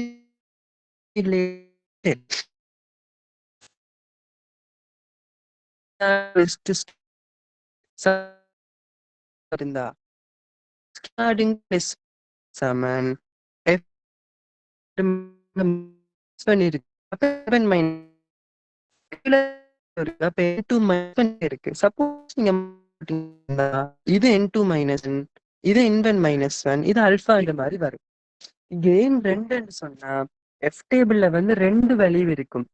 எஃப் டேபிள பார்த்தோம்னு சொன்னா இங்கால பக்கம் ஒரு வேல்யூ இருக்கும், இங்கால பக்கம் இன்னொரு வேல்யூ இருக்கும். இப்ப எக்ஸாம்பிளுக்கு நான் ஆல்பா 0.95 பாக்குறேன். ஆல்பா இல்ல கான்ஃபிடன்ஸ் இன்டர்வல் 0.95 பாக்குறேன்னு சொல்லி சொன்னா டேபிள்ல போயிட்டு டேபிள் ஆல்பா தான் இருக்குமே சரி. அப்ப ஆல்பா 0.05 டேபிள்ல போனீங்களா இருந்தா இங்கால பக்கமும் வேல்யூ இருக்கும், இங்கால பக்கமும் வேல்யூ இருக்கும். இந்த வேல்யூவை V1 என்று சொல்றது, இந்த வேல்யூ அது V இல்ல மியூ மியூ1 இந்த வேல்யூவை மியூ2 என்று சொல்றது. ரெண்டு வேல்யூ இருக்கும். இப்ப எங்களுக்கு எக்ஸாம்பிளுக்கு இங்க 2 டிகிரி ஆஃப் ஃப்ரீடம் தானே இருக்கும். ஏன் பாருங்க, இவருண்ட டிகிரி ஆஃப் ஃப்ரீடம் வந்து 6 சொன்னதால 5, இது 8 சொன்னா 7. அப்ப 5,7 என்ன 5,7. அப்ப இங்க 5 கொலம் பார்க்கணும், இங்க 7th கொலம் பார்க்கணும். அப்ப இடைவெற்ற இன்டர்செக்ட் ஆகிற இந்த இருக்கு தானே, இதுதான் இதுக்குரிய டேபிள் வேல்யூ, அதாவது test statistic value. Test statistic value இல்ல, டேபிள் வேல்யூ. ஓகேவா? சரி. சப்போஸ் அதான் இப்ப நான் S2 மேல S1 கீழண்டா இங்க 7 இங்க 5 வந்திருக்கும். அப்ப இங்க 7 இங்க 5 கண்டுபிடிச்சா இன்னொரு வேல்யூ வரும். பாருங்க, அப்பதான் இந்த வேல்யூ பார்த்துனாங்க, இப்ப இந்த வேல்யூ பார்க்க போறேன். சோ முக்கியமானது விளங்குதா கான்செப்ட் என்னன்னு சொல்லி?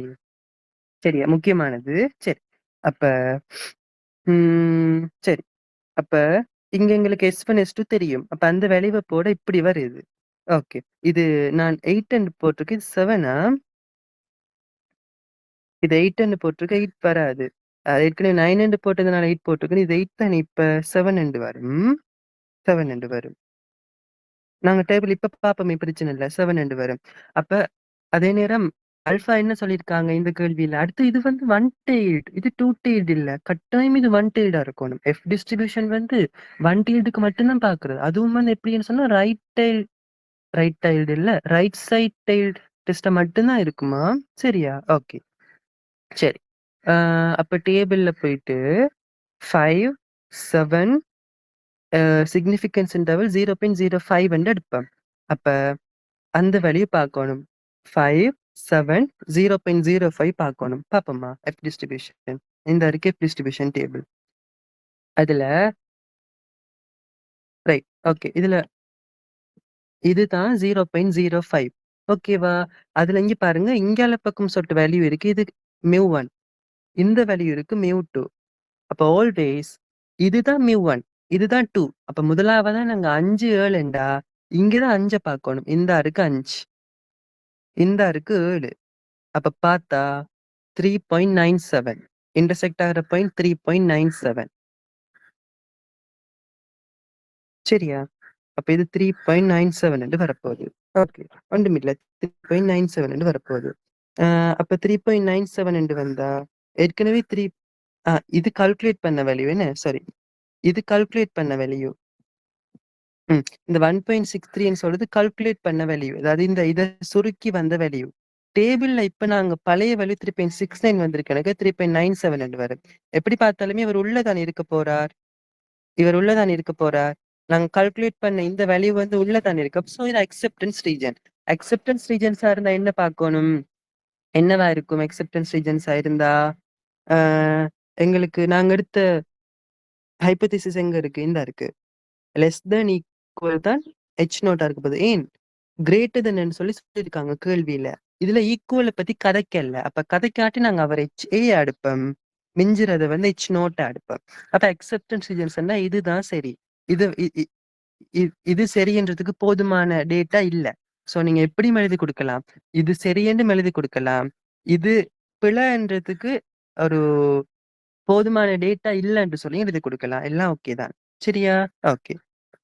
அடுத்த 2வது கேள்வி சமனாண்டு கேட்டிருக்காங்கன்னு நினைக்கிறேன். Is there any difference variation அப்படின்னு சொன்னா மியூ1 ஸ்கொயர் சமன் மியூ2 என்று போடுறது H0, அடுத்து H2.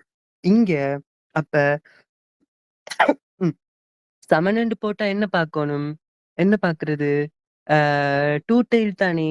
ஓகே. அப்ப நாங்க உண்மையா எஃப் டிஸ்ட்ரிபியூஷன் சொல்றது ஒன் டெய்ல்டு. ஆனா அவர் நாங்க டூ டெய்ல்டுக்கு மாத்த போறோம். சரியா? இது முக்கியமானது. இது கொஞ்சம் டிஃபரெண்ட்டா இருக்கும். கவனிங்க. அப்ப எப்படி மாத்துறதுன்னு சொன்னா, இப்ப எங்களுக்கு ஆல்ஃபா வேல்யூ என்ன? 0.025 அது ஓகே தானே? சரி. 0.025 இதுல பாருங்க கவனிங்க. 2 வேல்யூ இருக்கு. ஒன்று எஃப்ஆர், இன்னொன்று எஃப்எல். எஃப்ஆர்ன்னு சொல்றது ரைட் சைடு, எல்ன்றது லெஃப்ட் சைடு. நாங்க டேபிள்ல ஃபர்ஸ்ட்டா பாப்போம் இவரத்தான். செகண்டா தான் இவர பாப்போம். சரியா? அப்ப இது எங்களுக்கு நார்மலாவே தெரியும். N1 ஃபர்ஸ்ட்டா வரும். N2 ஃபர்ஸ்ட்டா வரும். அங்கெல்லாம் ஆல்ஃபா பை 2 போடணும். பிகாஸ் இது 2 டெயில் தானே. அப்ப ஆல்ஃபா பை 2. இப்ப எக்ஸாம்பிளுக்கு இந்த கேள்வியிலேயே ஆ 5, 7 அப்ப இது எப்படி பாப்போம்ன்னு சொன்னா F5, 7, 0.025 பார்த்தா இந்த வேல்யூ வரும் எங்களுக்கு.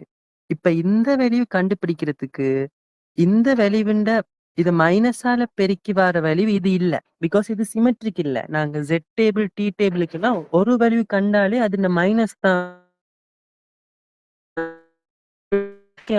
F டேபிள் எல்லாம் அசிமெட்ரிக்.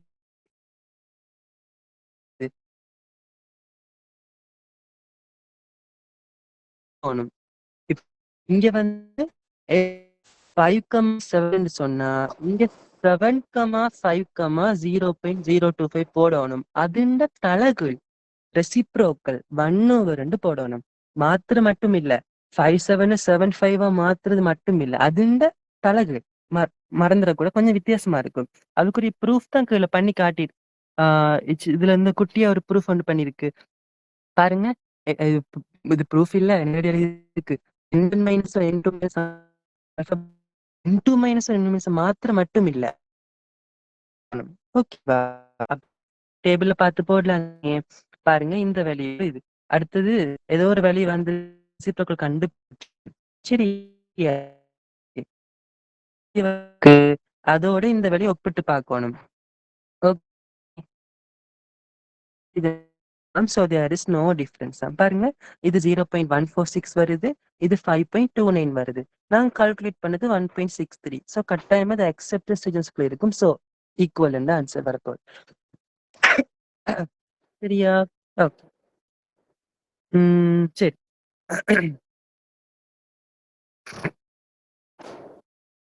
ரைட். அடுத்தது இது இதுவரையில ஓகேவா ஸ்னேக்? இது கவரேஜும் ஓகேவா இருக்கா? நான் சொல்றது ஓகேவா இருக்கா? ஓகேடா. ஓகே. அதுதான் எனக்கு யோசனையா இருக்கு. இப்ப இடையில நின்ற போது இந்த எனக்கு எனக்கே ஸ்டக் ஆகுது இந்த ஸ்கிரீன் தட்டக்குள்ள.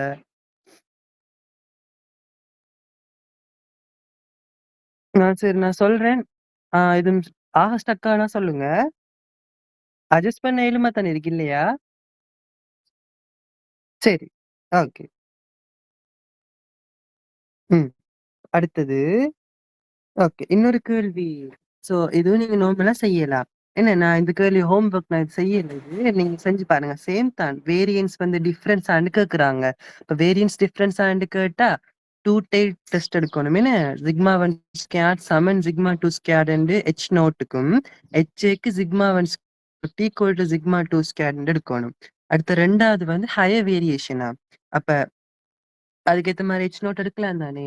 அப்ப H naught less than equal வரும். என்ன HA வந்து கிரேட்டர் தென் வரும். ஓகே. அடுத்த இன்னொரு விஷயம் என்னன்னு சொன்னா, இப்ப F டிஸ்ட்ரிபியூஷன்ல எப்படி என்று சொன்னா, எல்லா வேல்யூவும் இல்ல. இப்ப இங்க பாருங்க. 1, 2, 3, 5, 6, 7, 8, 9, 10. 10 வரையில இருக்கு. அங்கால பாருங்க 11 இல்ல 12 இருக்கு. 13, 14 இல்ல 15 இருக்கு. அப்ப சில வேல்யூஸ் எங்களுக்கு மிஸ்ஸிங் ஆகுது தானே. அப்ப மிஸ் ஆகுற வேல்யூ கேள்வி கேட்டா இன்டர்போலேஷன் பண்ணி கேள்வி எடுக்கணுமாம். சரியா? அது சொல்லியிருக்காங்க. இன்டர்போலேஷன் பண்ணி எடுக்க சொல்லியிருக்காங்க. சரி. இப்ப எக்ஸாம்பிளுக்கு F45, 45, 0.5 கேட்டா என்ன செய்யறதுண்டா? ஆ, ம். பாருங்க இது கேட்டா எங்களுக்கு டேபிள்ல 45 இல்ல. 40க்கு அடுத்த 60 தான் இருக்கு. இங்கேயும் 40க்கு அடுத்த 60 தான் இருக்குன்னு வச்சுக்கோ. அப்படித்தான் இருக்கு டேபிள்ல. அப்ப நாங்க என்னன்னு 45, 45 கண்டுபிடிப்போம்டா. இங்க பாருங்க 40, 60, 40, 60. இந்த 40க்கான வேல்யூவை நான் சும்மா ஒரு 1.1 எடுக்கிறேன். இந்த 60 இந்த 40க்கான வேல்யூ 1.2 எடுக்கிறேன். அது மாதிரி இந்த வேல்யூ 1.3 இந்த வேல்யூ 1.4 எடுக்கிறேன். எனக்கு இப்ப 45 சொன்னா இந்த வேல்யூ தேவை. ஓமா இல்லையா?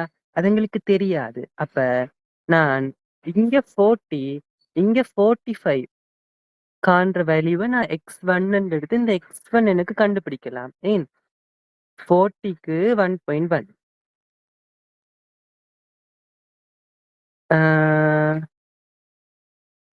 இல்ல. இந்த 40க்கு 1.1 இந்த 60க்கு 1.2 அப்ப இந்த 45க்கு என்னன்னு சொல்லி ஒரு இன்டர்போலேஷன் பண்ணி கண்டுபிடிக்கலாம் தானே? இந்த இப்படி போட்டு பாருங்க 40க்கு 1.1 60க்கு 1.2 45க்கு x1 போட்டா இந்த x1 கண்டுபிடிக்கலாம். இதே மாதிரி 40க்கு 1.3 60க்கு 1.4 அப்ப 45க்கு என்னன்னு போட்டு x2 கண்டுபிடிக்கலாம் தானே? சரி. இப்ப எங்களுக்கு x1 கண்டுபிடிச்சிட்டோம், x2 கண்டுபிடிச்சிட்டோம். இப்ப இந்த 40க்கு x1 இந்த 60க்கு x2 அப்ப இந்த 45க்கு என்னன்னு கண்டுபிடிக்கலாம் தானே? அதுதான் இந்த வேல்யூவா இருக்க போகுது. சோ மொத்தமா 3 இன்டர்போலேஷன் பாவிக்க வேண்டிய ஒரு தேவைப்பாடு இங்க இருக்கு. ஓகேவா? சோ அப்படி அவ்வளவு கஷ்டமா வராதுன்னு நினைக்கிறேன். பட் அவர் தந்திருக்காரு அப்படி செய்யலாமான்னு சொல்லி. ஓகேவா? சரி. அடுத்தது p value approach. p value approach. Okay. p value அப்ரோச்ன்னு சொல்றது இதத்தான் நான் அப்பத சொன்னேனா உங்களுக்கு. இப்ப z லெஸ் தென் சம்திங்ன்னு வச்சா நாங்க z டேபிள் பாவிச்சு கேள்வி செய்யலாம். இதே இது இப்ப z லெஸ் தென் சம்திங்குரிய ப்ரொபாபிலிட்டியை வச்சு கொண்டு அப்படி ஒரு ஒன்று செய்யறது தான் p வேல்யூ அப்ரோச். சரியா? நாங்க அந்த டெஸ்ட் ஸ்டாட்டிஸ்டிக் பார்ப்போம் தானே? Z டேபிள், T டேபிள் எல்லா டேபிளும் பார்ப்போம் தானே? பார்த்து ஒரு வேல்யூ வரும் தானே? இப்ப Z சமன் சம்திங்ன்ற ஒரு வேல்யூ வரும் தானே? அதுக்குரிய ப்ரொபாபிலிட்டி Z லெஸ் தெனோ அல்லது Z கிரேட்டர் தெனோ அப்படி அந்த Z-க்குரிய ப்ரொபாபிலிட்டி, T-க்குரிய ப்ரொபாபிலிட்டி அப்படியான கேசஸ் வந்து p வேல்யூ அப்ரோச்ன்னு சொல்றது. இது ஒண்ணும் இல்ல. நாங்க அ இது வந்து இவங்க கேள்வியா கேட்டா மட்டும் தான் நாங்க அப்படி செய்யணும். நாங்கலாம் சும்மா இப்படி செய்யறது இல்ல. பாருங்க alternative method to use instead of critical value. Critical வேல்யூன்னு சொல்றது என்ன தெரியுமா? இப்ப Z டேபிள் பார்க்கும்போது 1.96 -1.96 2 வேல்யூ வந்துச்சு. அது கிரிட்டிக்கல் வேல்யூ. அந்த கிரிட்டிக்கல் வேல்யூவோட தான் எங்கள கால்குலேட்டட் வேல்யூ வந்து நாங்க கம்பேர் பண்ணி பார்ப்போம். ஆமா இல்லையா? அத கம்பேர் பண்ணி பார்க்கணும். அதான் கிரிட்டிக்கல் வேல்யூன்னு சொல்றது. அப்ப கிரிட்டிக்கல் வேல்யூ யூஸ் பண்ணி செய்யறது ஒரு மெத்தட். அதான் நாங்க இவ்வளவு காலம் பார்த்தோம். அது தவிர இன்னொரு மெத்தட் வந்து p வேல்யூ அப்ரோச். அத எப்படி செய்யறேன்னு சொல்றேன் பாருங்க. ஓகே. இந்த p வேல்யூ வந்து HAல டிபெண்ட் பண்ணி இருக்குமாம். எப்படின்னு சொல்லி பாருங்க. இப்ப மியூ லெஸ் தென் மியூ நாட்ன்னு சொன்னா லெஃப்ட் டெயில் டெஸ்ட் தானே? என்ன லெஃப்ட் டெயில் டெஸ்ட். அப்ப மியூ இங்க லெஸ் தென் தானே? அப்ப இந்த வேல்யூ ஸ்டாட்டிஸ்டிக் வேல்யூன்னு சொல்றது நாங்க கால்குலேட் பண்ற வேல்யூ. நாங்க கால்குலேட் பண்ணுவோமே. இப்ப கால்குலேட் பண்ண 1.63 என்று வந்தா Z லெஸ் தென் 1.63 ப்ரொபாபிலிட்டி. நான் அதை எப்படின்னு கேள்வியில சொல்றேன். ப்ரொபாபிலிட்டி இங்க லெஸ் தென் வந்தா இங்க லெஸ் தென் வரும். இங்க கிரேட்டர் தென் வந்தா இங்கேயும் கிரேட்டர் தென் வரும். அடுத்தது இந்த கிரேட்டர் தென்னுக்கு ஒரு மாடியுலஸ் போட்டா இது not equal என்று வரும். அது பாருங்க mu not equal to mu not z greater than but test statistic வந்து மாடியுலஸ் பார்க்க இது எங்களுக்கு எனக்கு தெரிஞ்சு தேவைப்படாது. இந்த 2 தான் தேவைப்பட போகுது. ஓகேவா? சரி. இப்ப நாங்க என்ன கண்டுபிடிச்சிடுவோம்? p value கண்டுபிடிச்சிடுவோம். இந்த p வேல்யூ இருக்குதானே அது அல்பாவை விட பெருசா இருந்தா அந்த டெசிஷன் வந்து அதாவது இந்த அக்செப்டன்ஸ் ரீஜன்ஸ்க்குள்ள இருக்கும். அல்ஃபாவோட சின்னதா இருந்தா ரிஜெக்ஷன் ரீஜன். அல்ஃபான்னு சொல்றது சிக்னிஃபிகன்ஸ் இன்டர்வல் 0.05 0.025 அந்த அந்த அதுதான் அல்ஃபா. ஓகே. இதுக்கு ஒரு கேள்வி பார்த்தா விளங்கும். ஓகே. அப்ப இதுவும் என்னத்துக்கு வரப்போகுது? ப்ரொபோர்ஷன் டெஸ்ட்டுக்கு தான் இந்த டைப் இருப்ப. இதை நான் அப்பதான் ப்ரொபோர்ஷன் டெஸ்ட் பத்தி மேல கதைக்கும் போது கொஞ்ச நேரம் ஸ்டார்ட்ல வந்து சொன்னேனே அது இதுதான் சொன்னேன் நான். சரியா? பாருங்க. என்ன சொல்றாங்க? அதே கேள்வி மேகசின் 20% சப்ஸ்கிரைப் பண்ணா லான்ச் பண்ணுவாங்களா? 90 400 பேர்ல 90 பேர் சப்ஸ்கிரைப் பண்றாங்க. அப்ப பி ஹெட் கண்டுபிடிக்கலாம். பி தெரியும். எல்லாத்தையும் போட்டு இந்த ஈக்குவேஷன்ல அப்ளை பண்ண முடியும். ஓகே. ஹெச் நாட் என்ன? மோர் தென் 20. அப்ப கிரேட்டர் தென் 20 வந்து HA இருக்கும். லெஸ் தென் ஈக்குவல் 20 வந்து H நாட்டா இருக்கும். அதுவும் போட்டாச்சு. எல்லா வேல்யூயும் தெரியும். போட்டாச்சு. Z வேல்யூ கண்டுபிடிச்சாச்சு. இதுதான் டெஸ்ட் ஸ்டாட்டிஸ்டிக் வேல்யூ. ஓகே. இப்ப அது எங்களுக்கு பாருங்க HA தான் பார்க்கணும். HA எப்படி இருக்கு? Mu greater than mu naught ஃபார்மட்ல தான் இருக்கு. அப்ப P வேல்யூ அப்ரோச் என்ன பார்க்கணும்? Z greater than test statistic. ஓமா இல்லையா? Test statistics 1.25. அப்ப PF Z greater than 1.25. இப்ப இது கண்டுபிடிக்கிறதுக்கு Z டேபிள் பார்க்கணும். டேபிள்ல 1. அதாவது என்ன அர்த்தம்டா? இந்த பரப்பளவு காண்ற மாதிரி. ஆனா கிரேட்டர் தென் இருந்தா ஞாபகம் இருக்கா? நாங்க முன்னாடி செஞ்சிருப்போம். இத 1 மைனஸ் 1.25 வந்து போட முடியும். ஓகேவா? அதாவது இந்த வேல்யூ 1.25 வந்தா லெஸ் தென் இருக்கிறது இந்த பரப்பளவு என்று சொல்லி பார்த்திருப்போம். சரியா? அப்ப 1 மைனஸ் 1.25. இப்ப Z டேபிள்ல 1.25 கண்டுபிடிக்கணும்.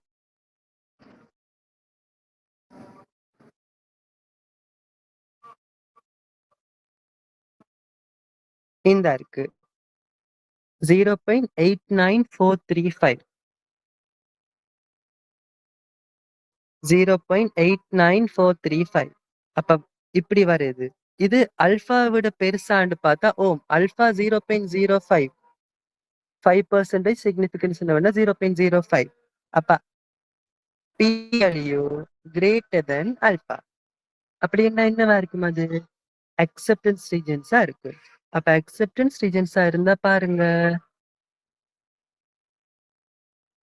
P less than equal 0.2. அப்படின்னு சொன்னா என்னது? மேகசின் லான்ச் ஆகுமா? லான்ச் ஆகாது. So magazine should not be launched. Okay. அப்ப ஆன்சர் வந்து ஷுட் நாட் பி லான்ச்டா இருக்க போகுது. ஓகேவா? அதே மாதிரி இன்னும் 2 அதே அந்த பயஸ்ட் கொஸ்டின் திரும்ப வருது. பாருங்க விளங்கும். P ஹெட் கண்டுபிடிச்சிருக்காங்க. ஈக்குவேஷன்ல அப்ளை பண்ணி Z கண்டுபிடிச்சிருக்காங்க. இனி ஹைபோதிசிஸ் எழுதியிருக்காங்க. Z greater than இது greater than தானே? அப்ப Z greater than -1. Z greater than -1. greater than என்று இருந்தா 1 minus P less than என்று போடணும். திரும்ப இதுக்குள்ளேயும் -1 என்று இருந்தா இவரை இப்படி எழுதலாம். அப்ப எல்லாம் சுருக்குனா Z less than 1 என்று வருது. அப்ப டேபிள்ல 1க்கு பார்த்தா 84. இதுவும் அல்பா விட பெருசு. அப்ப அக்செப்டன்ஸ் ரீஜன். அக்செப்டன்ஸ் ரீஜன்ஸ் சொன்னா லெஸ் தென் ஈக்குவல் 0.5. அப்ப இது ஹெட் பயஸ்ட் இல்ல என்று போடுறாங்க. ஓகேவா? சரி. அப்ப இதான் வந்து வீக் 9. ஓகே.